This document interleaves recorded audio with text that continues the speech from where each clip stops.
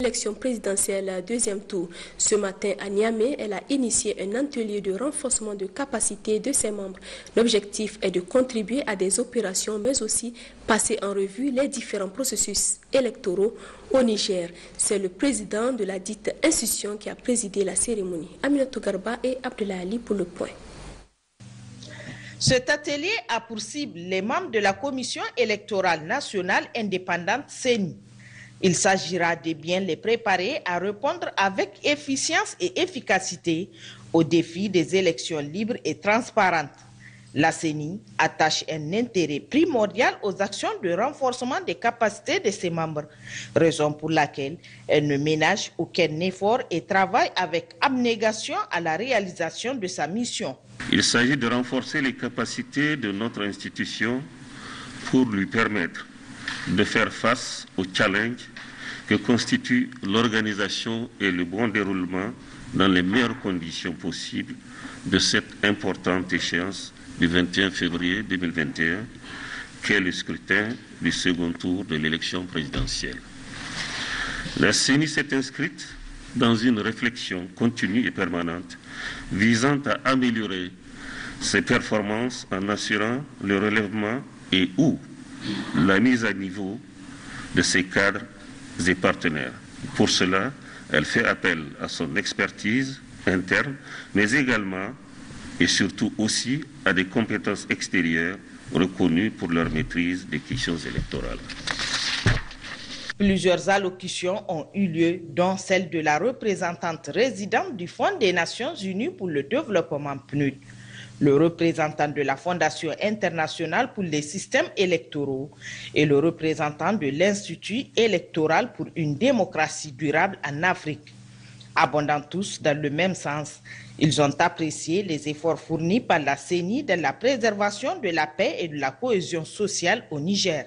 Pendant 2 jours, les membres de la Commission électorale nationale indépendante vont capitaliser les expériences du terrain et les leçons tirées des élections municipales, législatives et présidentielles premier tour afin de mieux assurer celle du deuxième tour. Journée d'échange ce matin entre le ministère de la Communication et les médias sur les intérêts et avantages de la convention collective de la presse. C'est le secrétaire général du ministère de la Communication qui a présidé l'ouverture des travaux. Compte rendu, Djemila Amadou et Habibou Abdurrahman. La convention collective de la presse au centre de ces échanges entre les responsables des entreprises de presse, syndicats et leur ministère de tutelle. Cette convention a été initiée en 2010 par les autorités en charge de la communication dans l'objectif de régir les rapports entre les employeurs des entreprises de presse et les journalistes professionnels. En somme, cette convention vise à améliorer les conditions de vie et de travail des hommes de la presse, mais également de les sécuriser. Les raisons qui ont conduit à la poursuite du processus de finalisation de l'élaboration, d'adoption et de signature de la convention collective de la presse sont de plusieurs ordres. On peut citer entre autres le souci de disposer d'un document de référence qui prenne en compte les règles, les préoccupations du monde des médias dans ses composantes relatives, entre autres, au recrutement et au répertoire des emplois et compétences, aux conditions générales de travail, notamment la réaffirmation des règles d'éthique et de déontologie de la profession de journaliste professionnel, en rapport avec les lois et règlements, bien évidemment, en vigueur, qui régissent cette question, sans oublier les volets liés au salaire, primes et indemnités, les conditions liées à l'emploi, la conclusion d'un contrat, etc. Il s'agit aussi de déterminer les droits et obligations des parties au contrat, la rupture du contrat, la suspension et la modification du contrat, le licenciement, la démission, les congés, la protection de la femme et la maternité, l'évolution de la carrière du journaliste et autres corps, la retraite, les relations professionnelles, la santé et la sécurité au travail.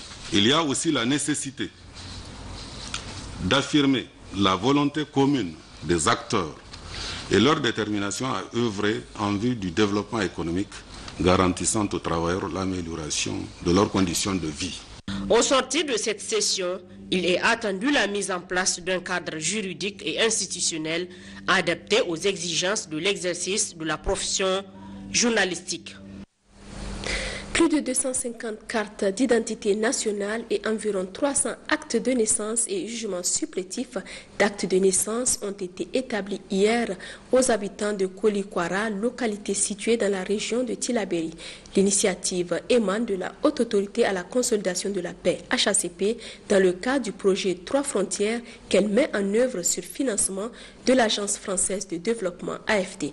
Gérard Abdelaziz, Souleymane Boubacar.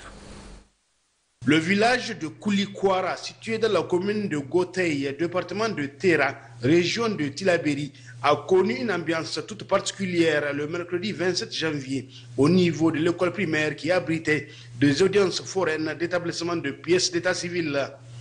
Une action qui s'inscrit dans le cadre du projet 3 frontières financé par l'Agence française de développement AFD et mise en œuvre par la Haute Autorité à la consolidation de la paix HACP. L'objectif principal de ce projet est vraiment de renforcer la situation sécuritaire dans la zone des 3 frontières. Quand on parle des 3 frontières, je parle de la frontière du Niger avec le Mali et de la frontière du Niger avec le Burkina.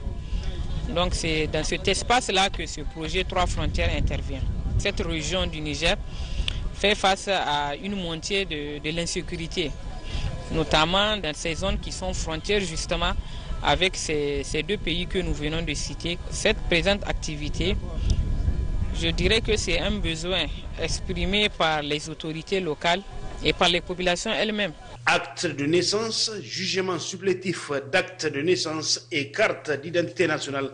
Ce sont là les pièces qui sont établies aux habitants de Kolikwara qui sont sortis massivement pour se procurer ces précieux documents.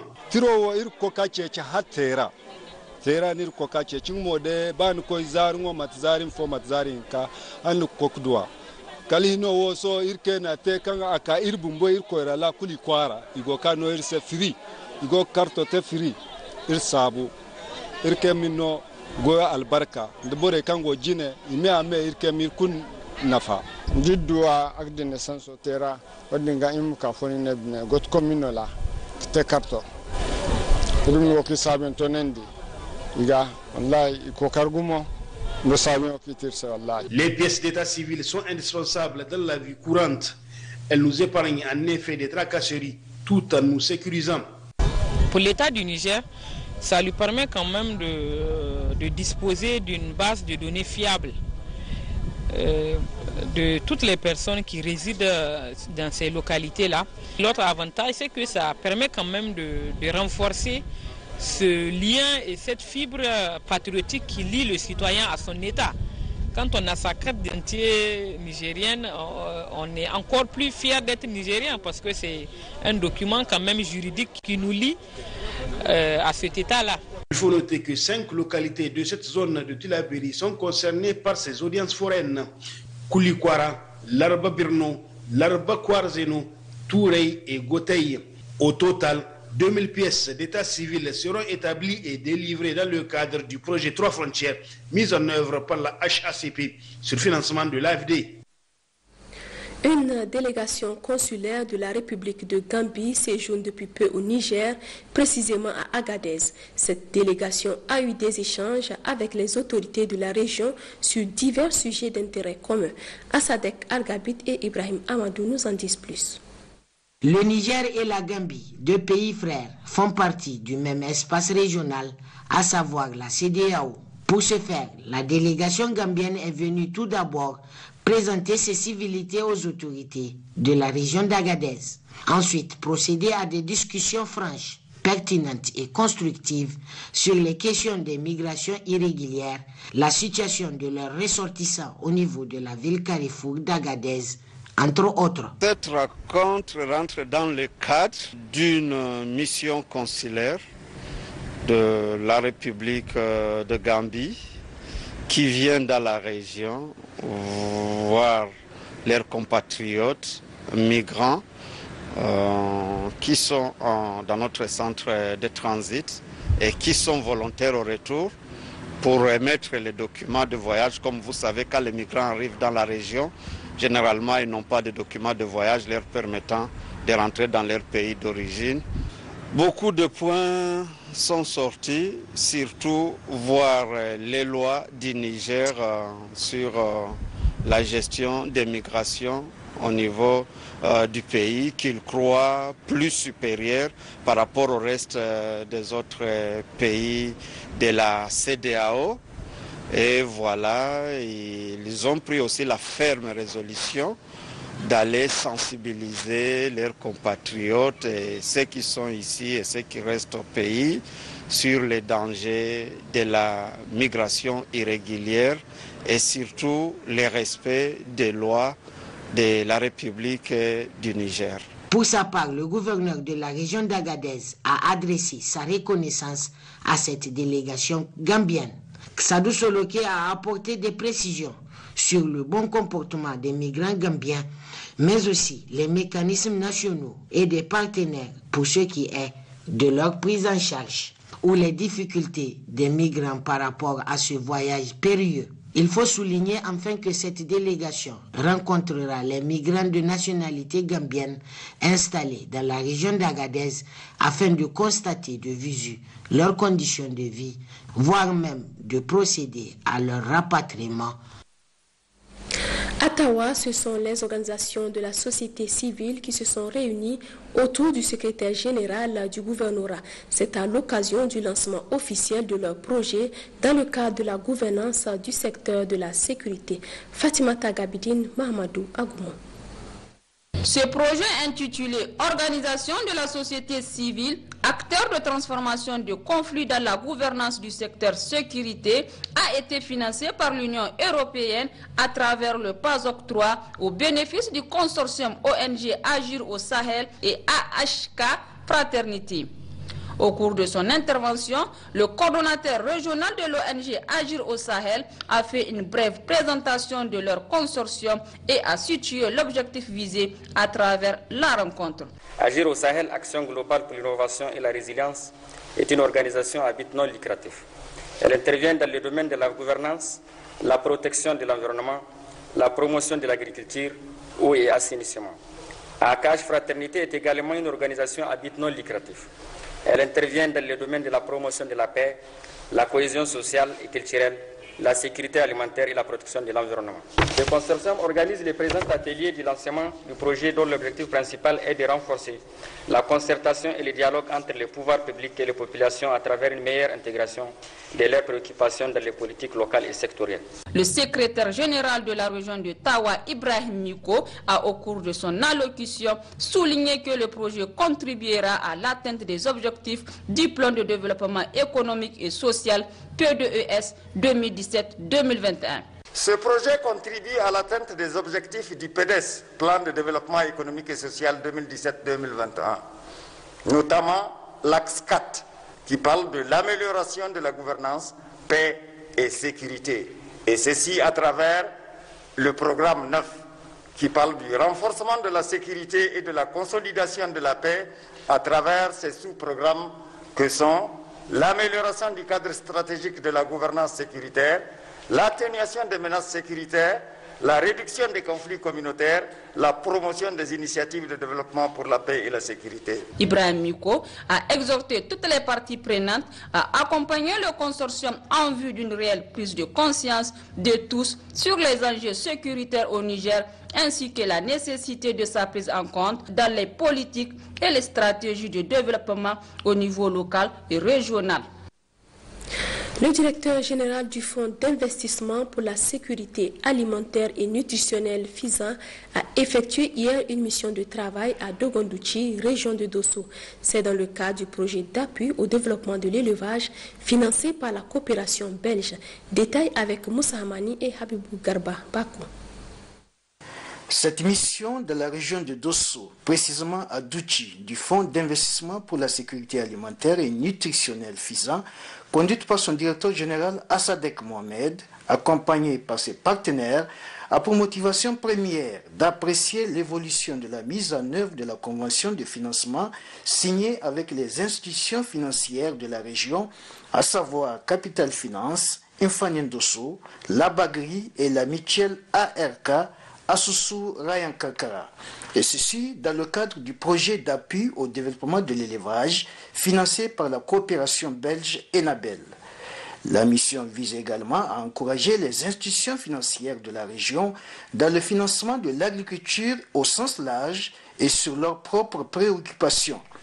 À cet effet, la mission a effectué une séance de travail avec la mutuelle Asusu Ryan Kakara de Douchi avant d'échanger sur le terrain avec les promoteurs financiers sur les opportunités disponibles. Nous pensons qu'avec cette visite, ça va nous permettre de relancer la production de l'agriculture. Globalement, je dirais qu'en termes de crédit, c'est le crédit qui nous permet de fonctionner. Donc c'est vrai, on ne va pas se cacher les choses, on arrive à tirer profit. Cette rencontre du FISAN avec ses partenaires et les autres acteurs de développement de Douchi est une véritable opportunité de s'enrichir mutuellement et le DG du FISAN s'en réjouit. D'abord au niveau de l'institution financière ARK, c'est une institution qui a une vingtaine d'années d'existence. Actuellement, donc dans le cadre de la convention que nous avons signée, elle s'est engagée à injecter 85 millions pour pouvoir appuyer les promoteurs du secteur de l'élevage. Et le FISAN, à travers donc le PRADER, va mobiliser aussi une centaine de millions pour pouvoir mener cette activité. Ensuite, nous avons vu la sous-section FSM-NIA avec l'appui qu'ils ont eu de LuxDev, donc les 2 magasins de conservation de pommes de terre. Là également, ils sont déjà au-dessus de leur capacité. Actuellement, sur le site, les gens qui faisaient avant de la salade, de la laitue qui se vend à compte-gouttes, sont tous diversifiés sur la pomme de terre. En tout cas, nous sommes satisfaits et nous avons appris beaucoup de choses et que nous allons mettre dans nos réflexions et améliorer donc, la pratique de financement agricole au Niger. Précisons qu'au cours de ces échanges avec ses partenaires, le directeur général du FISA les a entretenus sur les chantiers en cours de mise en œuvre, notamment les lignes de subvention à dossier au crédit, le fonds de garantie, les lignes de refinancement et la thématique d'assurance agricole. Le président de la délégation spéciale de la ville de Niamey a effectué ce matin une série de visites relatives aux travaux de réfection des voies lors des installations de certaines sociétés, telles les sociétés de téléphonie mobile et les sociétés d'eau dans la ville. Visite conjointe avec les représentants de ces sociétés. Reportage. Ce sont des travaux utiles pour la population. L'un permettra d'améliorer la qualité de l'eau, l'autre la qualité de la connexion Internet. Ces travaux se font à différents endroits dans la ville de Niamey et le président de la délégation spéciale de la ville de Niamey, ensemble avec les responsables de ces sociétés, a mis un point d'honneur à visiter les travaux de réfection des voies après installation du matériel. Il s'agit essentiellement des travaux de la fibre optique. Nous disons oui à ces travaux, mais ça doit se faire dans les règles de l'art. C'est pour cela que nous avons aussi convié les sociétés concernées qui font ces travaux pour qu'ensemble nous puissions nous entendre mieux pour que ces travaux se passent dans des meilleures conditions et à la satisfaction des populations. Il faut noter qu'avant que ces travaux ne commencent, nous avons eu des réunions avec eux. Nous voulons que tout ce que nous avons retenu pendant ces réunions, pendant ces rencontres, que en tout cas les conditions soient respectées. Il faut remarquer qu'aujourd'hui la ville de Niamey a changé. Il y a eu énormément de réalisations grâce à la volonté du président de la République. Nous ne pouvons pas accepter qu'il y ait des dégradations sur ces réalisations. Certains travaux sont mal faits, d'autres laissés à ciel ouvert. Des observations ont été faites aux concernés. Nous avons demandé non seulement que rapidement après leur pause que les routes soient réparées, s'ils ont enlevé des pavés, que ces pavés soient replacés dans les règles de l'art. Nous avons recommandé d'éviter les coupures de voies et de privilégier le fonçage parce qu'une route bitumée, quand on la coupe, on ne pourra jamais retrouver sa qualité d'avant. C'est dans des conditions de cas où on n'a pas le choix qu'on peut envisager cela. C'est le dernier recours, couper une voie, notamment une voie bitumée. Ils ont pris note, ils vont y remédier rapidement. Dans ce sens, le président de la délégation spéciale de la ville de Niamey entend refaire ces genres de visites en vue de contrôler les travaux de réfection faits par ces sociétés pour la préservation des réalisations entreprises dans le cadre du programme Niamey Niala impulsé par le président de la République, Issoufou Mahamadou. À Difa, cérémonie de remise de diplôme suivie de la prestation de serment de la 9e promotion de l'Institut supérieur de la santé ISS plutôt hier. C'est le secrétaire général du gouvernorat qui a présidé la cérémonie. Compte rendu Ben Youssouf Abdelaziz et Hassan Abdou. C'était dans une ambiance de convivialité et d'émotion à peine soutenue que la cérémonie s'est déroulée. La joie était immense pour ces récipiendaires qui sont au total 64 jeunes filles et garçons de la région qui, après 10 ans de dur labeur, ont pu décrocher leur diplôme avec brio, abnégation et détermination. Ils sont à partir de cet instant des agents de santé communautaire qualifiés, avertis et outillés dans les domaines qui sont aptes à servir partout où besoin se fait sentir. Notre institut, fidèle à sa tradition, ne cesse d'apporter des améliorations dans le domaine de la santé de la population nigérienne en général et celle de la région de Difa en particulier. Amélioration de la santé des populations, disais-je, avec la sortie cette année de 64 diplômés, toutes filières confondues. Ces résultats sont à mettre à l'actif et à la détermination de l'équipe managériale de l'ISS de Difa, des efforts inlassables des enseignants et des encadreurs des sites de stage et du dévouement des étudiants. C'est donc l'occasion pour moi de vous en remercier, de persévérer dans ce sens. Plusieurs interventions ont été prononcées, d'abord celle de la représentante des récipiendaires, de la directrice régionale de l'USS, qui ont tour à tour pris la parole pour saluer les efforts inlassables des professeurs et enseignants à l'assiduité et la ponctualité au travail des étudiants et encadreurs de l'Institut qui n'ont ménagé ni leur temps ni leur savoir pour donner à cette institution toutes ses lettres de noblesse. Dans l'allocution qu'il a prononcée à cette occasion, le secrétaire général de la région souligne que l'USS est une école de référence pour la région de Difa. Au vu des progrès et prouesses réalisés, en témoigne le taux de pourcentage enregistré les années antérieures et pour l'année en cours, objet de la présente rencontre. Au nom des autorités régionales, j'adresse mes vives félicitations aux récipiendaires pour leur réussite aux examens après 3 ans de formation. Permettez-moi de souligner que les autorités de la 7e République, au premier rang desquels son Excellence Elhadji Issoufou Mahamadou, président de la République, chef de l'État, et son Excellence Brigitte Raffini, Premier ministre, chef de gouvernement, font de la promotion professionnelle leur credo pour un développement harmonieux de nos communautés. Enfin, chers récipiendaires, je vous souhaite bonne chance dans vos futures fonctions. Ainsi, après le cérémonial, ces récipiendaires, filles et garçons, ont officiellement prêté serment pour servir loyalement, avec dévouement et abnégation, la nation, avec toute la rigueur, conformément aux droits et règlements du secteur de la santé. Je le jure. Du social, dans ce journal, l'agence du barrage de Kandaji vole au secours des populations des communes d'Ayoru et d'Inates touchées par les inondations. C'était sous la présidence du secrétaire général de la région. D'autres précisions avec Zakari Maman. Ce don d'une importante quantité de vivres et de non-vivres est une réponse de l'agence du barrage de Kandaji à l'appel lancé par les autorités locales en vue de soutenir les populations des communes d'Ayoru et d'Inates touchées par les inondations en août 2020. Le programme d'urgence adopté par l'ABK en faveur de ces populations est d'une valeur de 219 millions de francs CFA, entièrement financé par le projet d'appui au développement local PADL du programme Kandaji, projet financé par l'Agence française de développement AFD. Cet appui financier de l'AFD a permis à l'ABK d'acheter des vivres et autres biens qui vont être distribués aux personnes sinistrées de Ayeru et de Inates. La présente cérémonie cadre parfaitement avec les objectifs du programme de renaissance du président de la République, chef de l'État, El Hadji Issoufou Mahamadou, qui à travers l'initiative 3N porte un appui et demande les secours appropriés aux populations partout où besoin se fait sentir.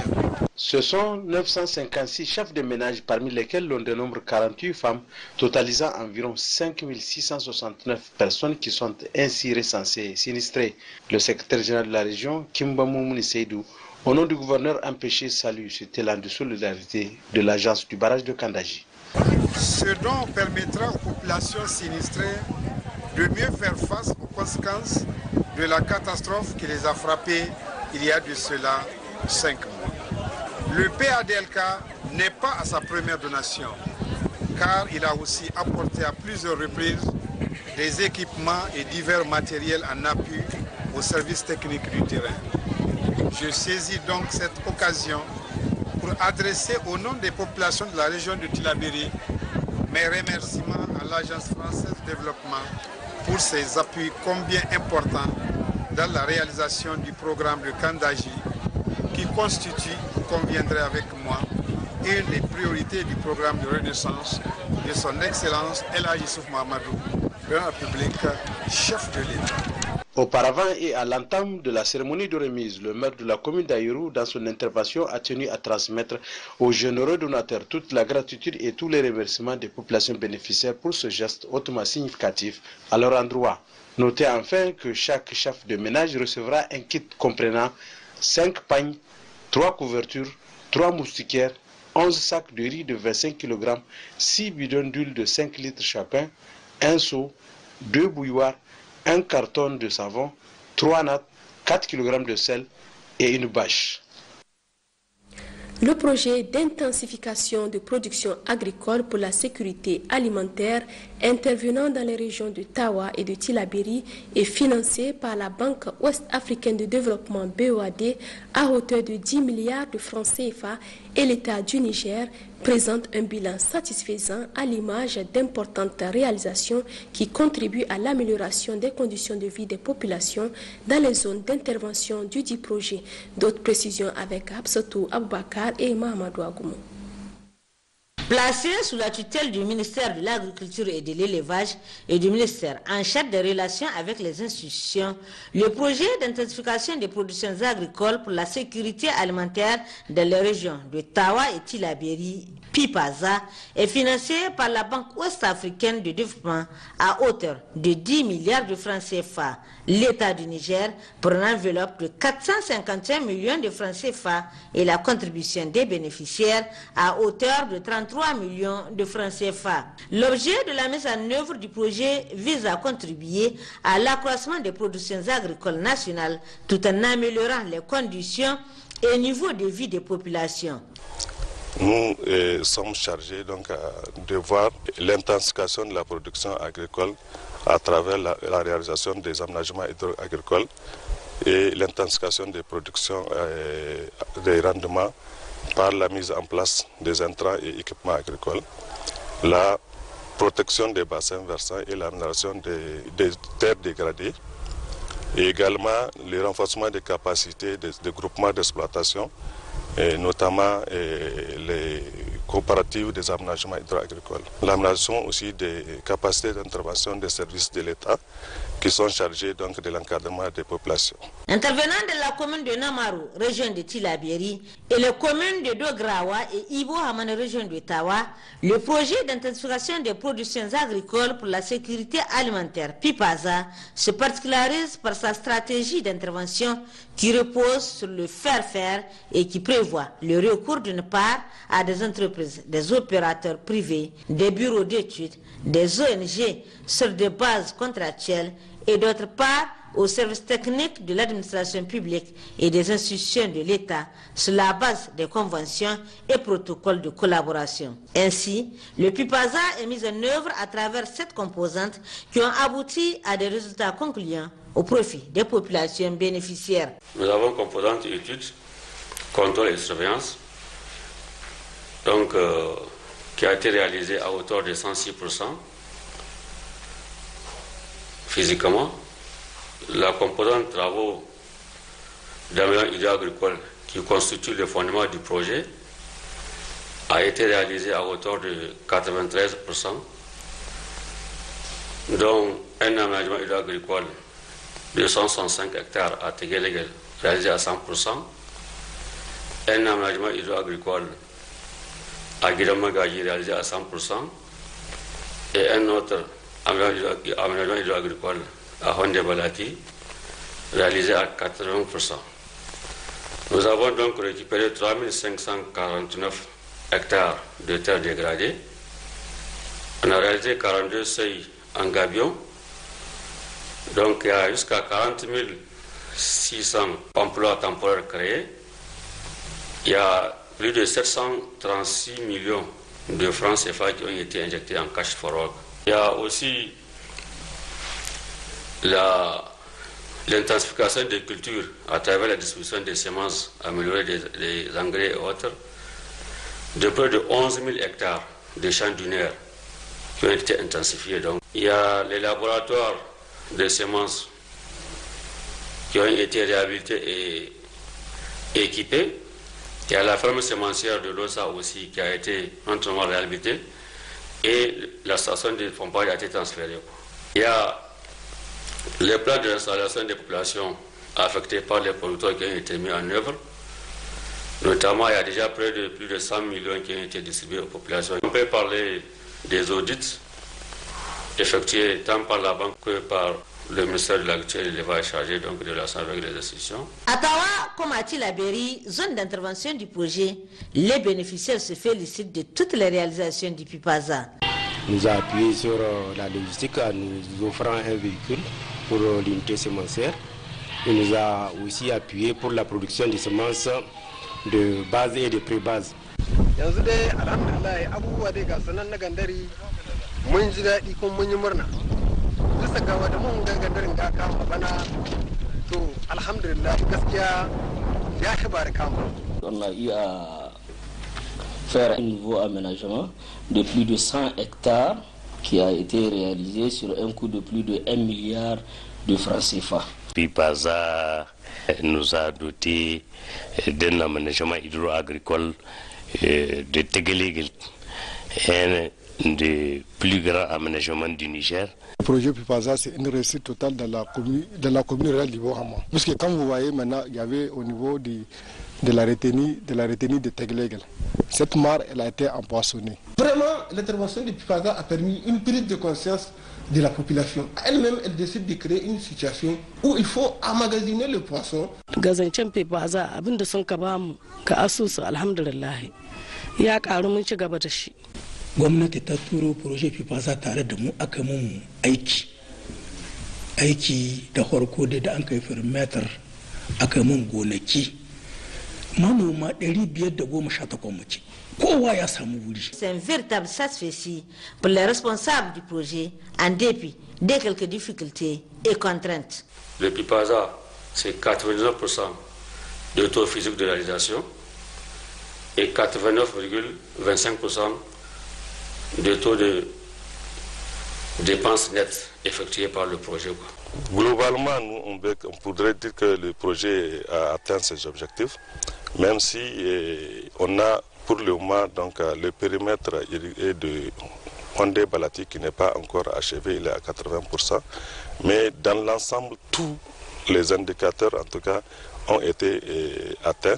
Ainsi, le projet d'intensification des productions agricoles pour la sécurité alimentaire PIPASA se présente comme un bel exemple de réussite d'un projet de développement car sa continuité s'avère indispensable pour lutter efficacement et durablement contre l'insécurité alimentaire au profit de l'ensemble de toutes les régions du Niger.